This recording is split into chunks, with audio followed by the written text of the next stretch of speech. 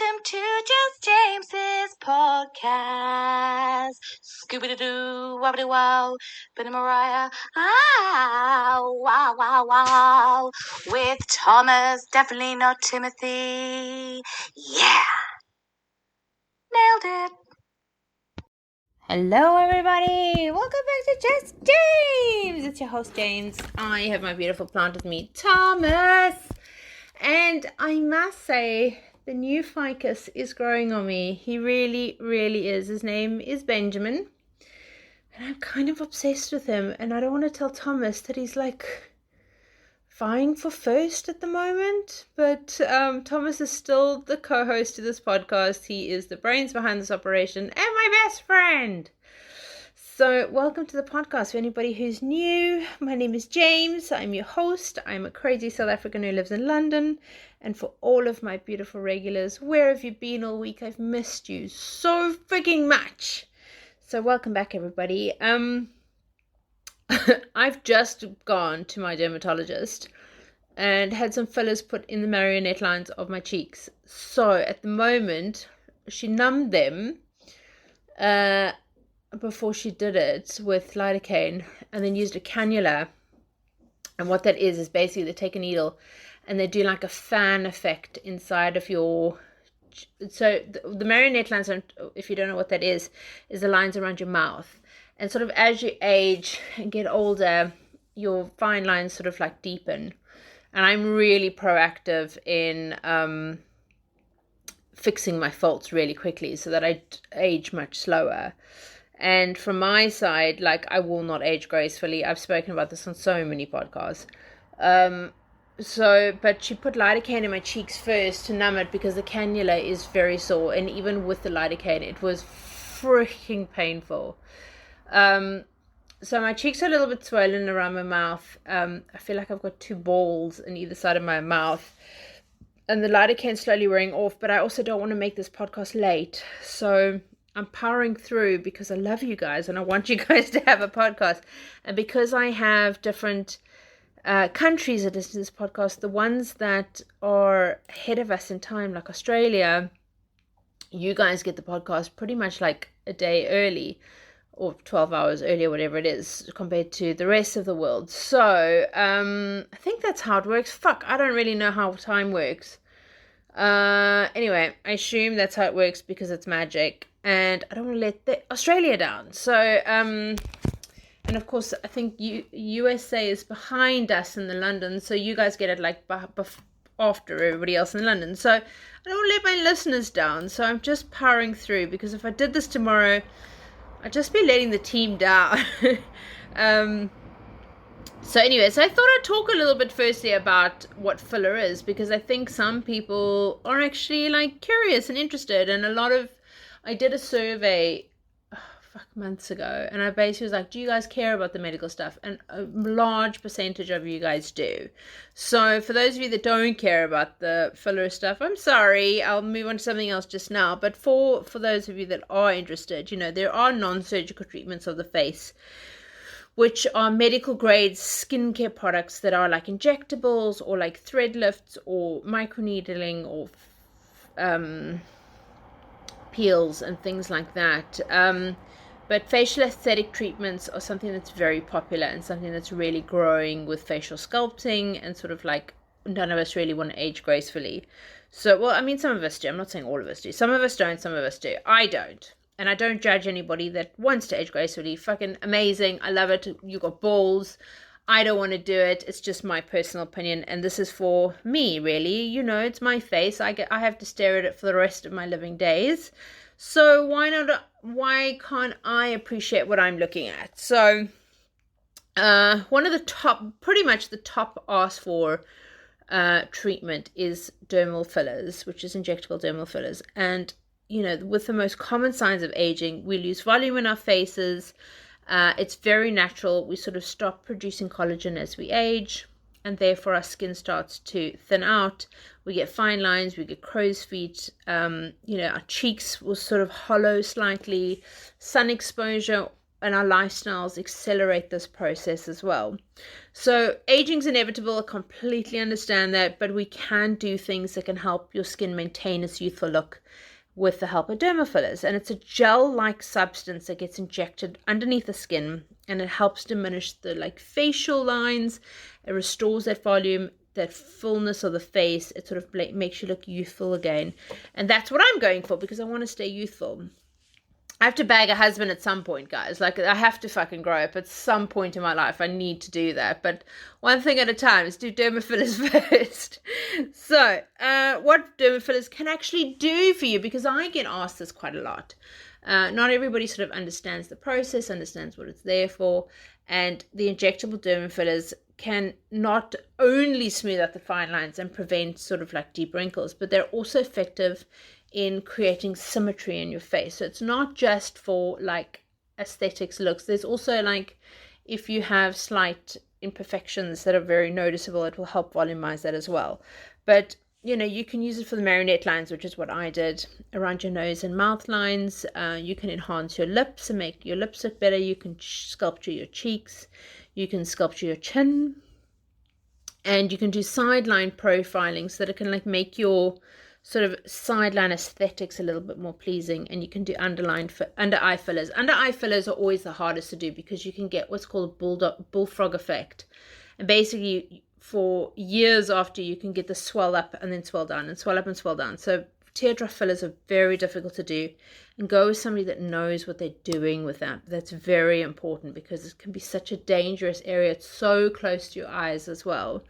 So derma fillers are basically a substance that are made up with there's three things that are inside of a filler. One is hyaluronic acid. That's the main component in pretty much every brand. And the hyaluronic acid is what pumps up the skin and hydrates and sort of makes your skin look youthful. And you'd use something like a Juvederm or a Restylane product, which are skin boosters, and they're sort of designed for that. Then you've got calcium hydrolepatite. I can never say that word. It's called CAHA. I'll spell it for those of you guys that want to actually look it up. So it's calcium, and then HYDROXYLAPAPATITE. So it's HYDROXYLAPATITE. So basically, the CAHA is a natural occurring substance. So it's basically found within our bones, and it's typically used in fillers to target deeper area lines. So this you'd use sort of for a cheek filler, or something like a radius filler, the brand radius fillers, so sort of they would use something like this. And then you get polycapillotone, which is PCL. Now PCL is also, it's a soft medical polymer. And basically, most fillers like a Lance would use this sort of within there, because it's a gel carrier that consists of mainly water and glycerine. And when you inject into the skin, it acts like an instant filler, but it gives also instant results. So Lance, for example, will, because it's a filler, it basically stimulates the production of new collagen. And then your body thinks you've had a trauma, and it starts to repair itself, and it creates collagen. And that's the point behind a PCL. I swear I'm dyslexic today. PCL. So those are the three main components of a derma filler, and depending on what you want to do to your skin would determine which is the one that you're going to use and which is the best product for your type. So things that you if you're trying to determine if you're suitable for fillers, it is not recommended if you're suffering from skin infections, if you have a reaction to local anesthetic, if you are on medication that affects bleeding, if you have an autoimmune disease, if you're pregnant, and if you're under the age of 18. Does derma fillers hurt? Like a fucking bitch. I am a wuss child who really cannot handle any pain, and I find them extremely painful. This little 20-minute procedure I had today was really painful. They can use a topical anesthetic cream prior to the area to help numb it. I personally just feel like they haven't put anything in my skin. For me, it's still sore. You have to go in there prepared that it is going to be painful for a very short time. You might have swelling afterwards. You might bruise. I would recommend sort of taking maybe like, I'm not a medical doctor, so please don't take any medication without consulting with a medical professional. But for me personally, I would take an ibuprofen. I would not recommend any medication to anybody else. I'm not a medical professional. I have to stress that really severely. Please consult a doctor before you take any medicine. And make sure you avoid sort of makeup for the first 12 hours after treatment. So how long does a treatment like that kind of last for? The results of the treatment, depending on what you've had done and which brand you've used, you're looking at about 6 to 12 months, sometimes longer, depending how fast your metabolism works. So if you're having cheek filler, they can potentially last for 18 to 24 months. Lip fillers, probably 18 months. Other derma fillers, 6 to 12 months, depending on what you've had done. So you've also got to remember that every person's individual metabolism affects the longevity of fillers as well. So every person's going to vastly be different to other people. So if you have a really fast metabolism, fillers will break down more rapidly than somebody with like a really slow metabolism. Are there any side effects? Absolutely. I think everything has side effects. Everything you have to take with a degree of risk. All risks and complications need to be discussed with the person that's actually administering your fillers and aesthetic treatments. I would only go to somebody that is actually a medical doctor, that is an aesthetics doctor. So many people these days, it sounds terrible, can literally get a fillers certificate from a back training room on the back of the mall, and they go out and they fucking administer fillers, and it petrifies me because these people have never trained in the anatomy of the face. There's nerves, there's blood vessels, there's all sorts of muscles in your face that they could potentially inject incorrectly and make you go blind. They could make you paralyzed. They could ruin your face, and because they're not a medical doctor, they don't have enough experience within the anatomy and the medical background, and also what medication you're on. Have you got any family issues that you need, that medical issues? There's so many different aspects of it that if they're not a medically trained doctor, they're not medically trained to deal with those things. Every single person has got different issues that they face. If you've just got a certificate from the back of the Walmart, you wouldn't know, you weren't trained as a dermatologist. You're not trained in the different like acne issues. You're not trained in the fungi. There's so many things that they could do wrong. I would honestly say the first thing you need to do is make sure that person is qualified. But going back to the side effects, you will probably get swelling, bruising, tenderness, sometimes a little bit of itching as well. And you sort of can move on to something like a derma roller, a derma stamp, a derma pen. And that's the microneedling that is very popular at the moment. It's one of the main things I get asked for with patients that call in for me, because as you know, I own a small business where I have a virtual call answering service for doctors and medical surgeons. So I deal with patients all day, every day on the phone, and I get asked a lot of questions. So even like the questions I'm getting asked in my day-to-day job, this is something that I'm sort of like crossing over. I'm telling you guys, telling them. But derma rollers and derma stamps are really great for fine lines on your face and aging hands, acne scarring, stretch marks, all of those sort of things. So I'm done with the medical questions now. So for those of you guys that don't give a shit, I will move on to something more fun. I'm desperately trying to find 2 gorgeous pieces of furniture. I found a website that I've fallen in love with, but I just can't afford the pricing. So basically I found it's a circle, which is a mirror, and it has quadrants of mirror and then wood, and then mirror and wood, and then it's basically cut in half into 2 halves.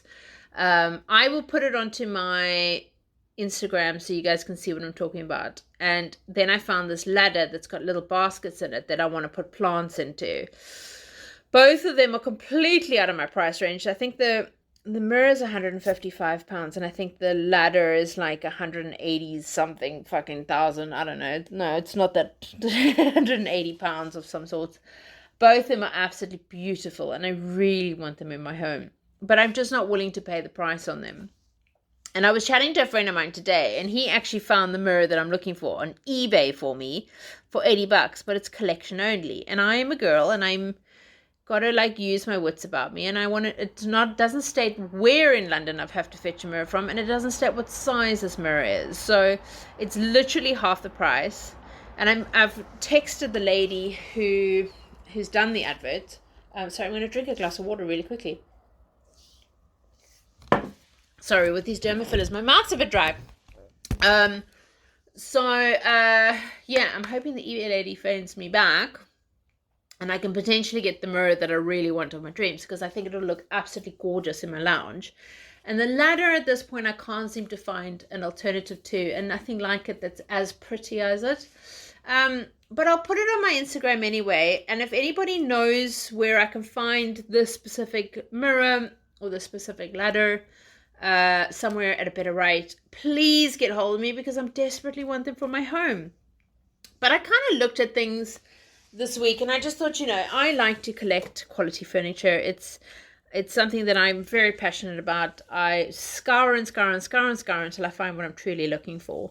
And Forbes magazine actually did an article in 2012, actually it was a really long time ago, about marketing for furniture and things that you should look at, if you're currently semi-furnished, if you're looking to like put money into your home, take away the IKEA stuff, and sort of anybody that can identify certain sort of things that you should be looking for. And there were a few sort of aspects that I thought was quite interesting. And on wood furniture, there's the composition of it, and I loved that. I thought it was really interesting, because if you think of hardwoods and softwoods, what does that actually mean? And I thought about it, and I thought, actually, I don't know what that means. But a hardwood is deciduous trees, and softwood means it's from coniferous trees. I don't know if I'm pronouncing that correctly, but that's like your hardwoods, like aspen, that are softwoods.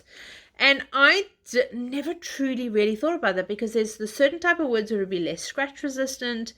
If you try and draw a line on a fingernail across wood, does it leave a line? And structurally, a solid wood or a sturdy plywood would be very different things. And I love that, that concept of having to actually look at the type of woods you even want in your home. Are you looking for pine, which is not here? Are you looking for fiberboard? Are you looking for veneers, which is like a premier wood product? And now every time I'm looking at products now, I'm suddenly going, well, are you this one? Are you that one? And I'm really like trying to take it into like the construction of it. Has it got a joint construction for quality furniture? Would sort of be determined by that. Does it have staples and nails? Is it like shoddily constructed? Is it glued together? Has it got divils, which is the wooden peg slots with like two opposite holes into each other? All of this I'm now looking at when I'm looking at furniture at the moment. It's crazy. And I'm sort of looking at like thin sheets of wood between drawers. Is the chest of drawers is it a quality desk? Is there dust panels to improve the structural strength of it? Like all of this craziness I've just become one of these like crazy fucking wood snobs at the moment. I don't know what's wrong with me. I mean, I don't really look at like upholstered furniture at this point in time. I like rustic woods. I have so many different pieces in my house that are all like different wood strains and different quality woods, but I feel like it all sort of melts together really nicely. I'd love to redo my bedroom, but I haven't at this point. When I moved in, I inherited two white like IKEA cupboards and like this dresser next to it. And cupboards are so expensive. It's one of those things I need like the money to replace, and I just haven't actually like gotten that far to do that. But I'm hoping that I do at some point. So if anybody knows about cupboards, I'm even considering building them myself. But I think by the time I'm done with the labor of it, I might as well have just bought them. So I don't know if anybody's got any good like ideas or structures, or have you done it yourself and you can give me some good advice for it. So, yeah, any advice you can give me would be really appreciated. I've started taking these herbal tablets. I'm not recommending them to anybody. I'm not saying take these. I'm under no circumstances recommending that anybody follow in my footsteps on this. However, these I'm taking myself. They're completely herbal. It's called Graphinia seed extract. It's 5-HTP. Basically, it is a supplement that I'm taking, and it's manufactured from the seeds of the African plant Graphinia simplifica.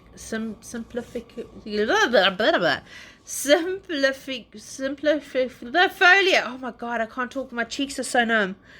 Sympleciophobia.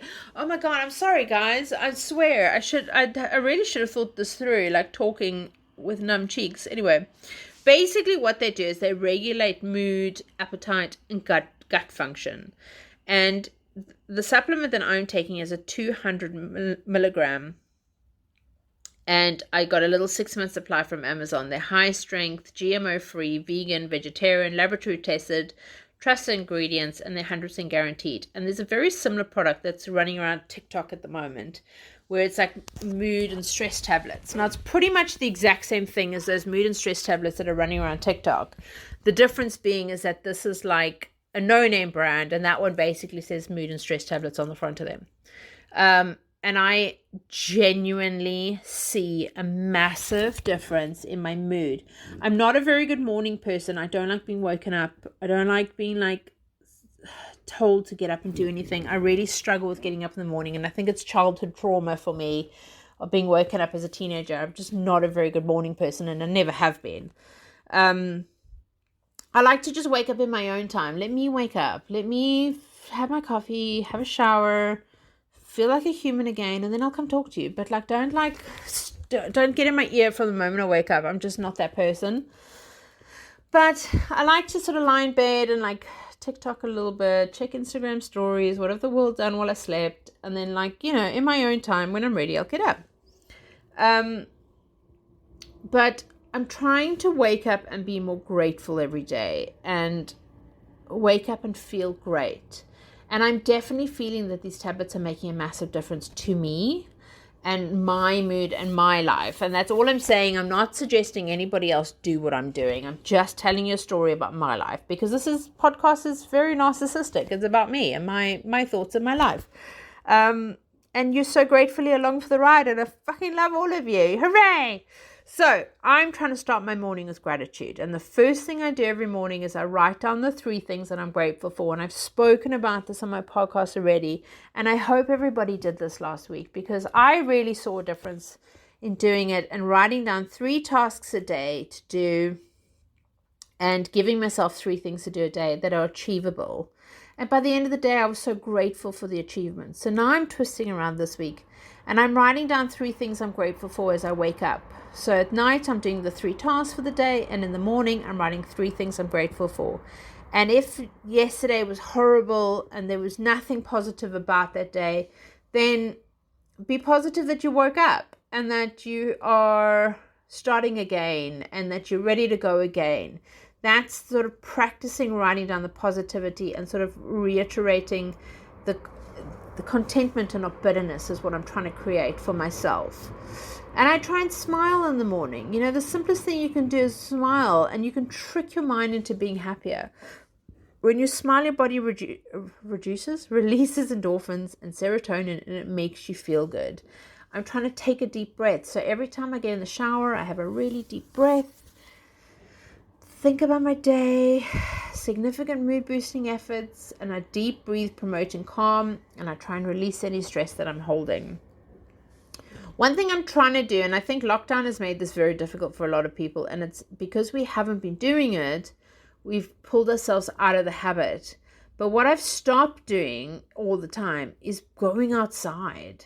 The happiest people spend time in the sunshine and in nature, and nature has the ability to heal and awaken senses. So there's something larger out there in the universe, and it helps us rein in our egos.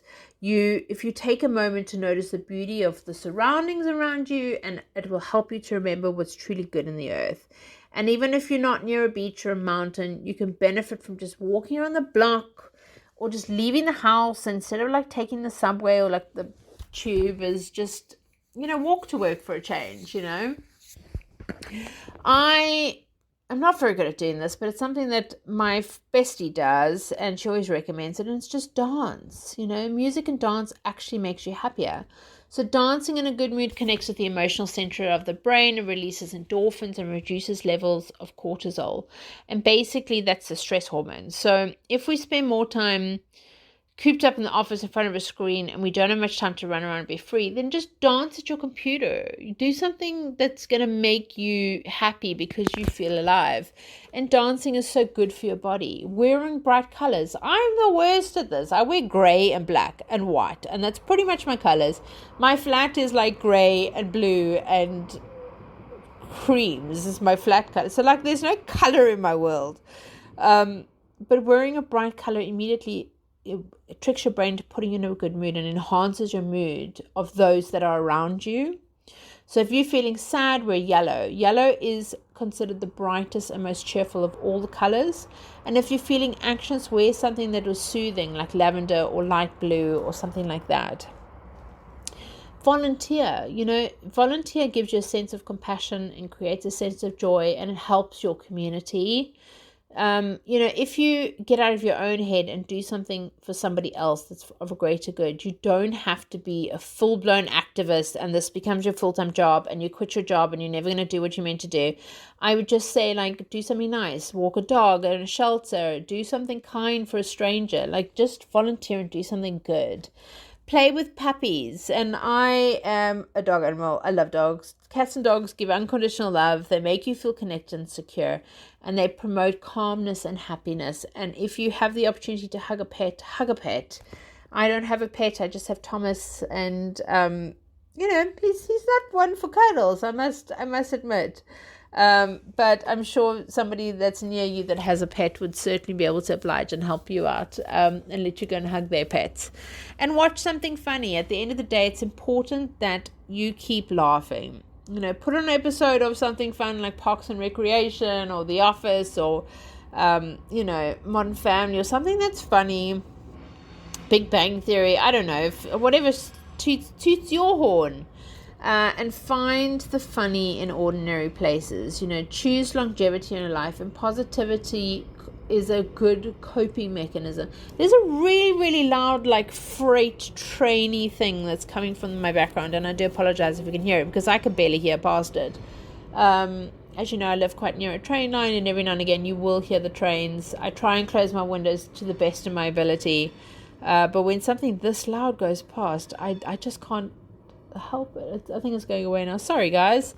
I know some of you said screw anybody that complains about the noise about the trains because this is such a raw podcast, but I do still care, and I do still, I don't want you guys to have to power through train lines. I don't need, it's a very background noise for me because I've lived here for so long.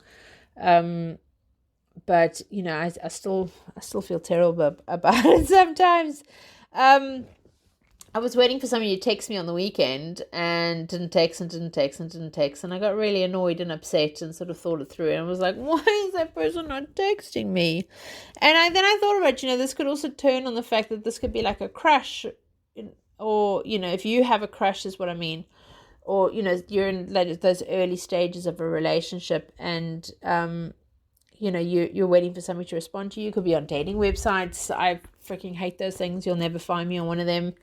But some people have got the guts and the glory and they're going for it and they're on all these dating sites and you send a message and nobody responds and you have to give time to respond. 24 hours is, I would say, like a good amount of time. And if you still hear nothing, then maybe send a follow-up text if you really want to. But when it comes to deciding what to say when somebody's ignoring your text, that's where the content really matters, I think. And for example, if they're ignoring a direct question, then sometimes chasing somebody down for an answer can be really unattractive. But if the conversation is a natural stopping point and they sort of maybe don't know what to respond, then a good way to sort of assess it is have, if you're having a conversation, it dies down. it's totally fine then to open up like a new question or a new start to the conversation. But if that person then doesn't do it in return, then maybe it's best you sort of invest your opportunities in other people. But it's this day and age, ghosting is such a normality, and I hate it so much. I think it's so cowardly. You know, back in the day, you'd have to like go to your crush's house and break up with them hand to hand, or like you couldn't just like delete them on your Instagram and not talk to them again. It just, you know, things were so different when I was like in young love and sort of in my early 20s. I make this sound like I'm fucking 70. I'm not.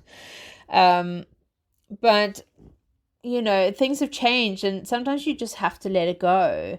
And sometimes when somebody is ignoring you, it's time to just let that crush go. You know, at this point, you've given them ample time, the opportunity to talk to you, and their silence is very loud.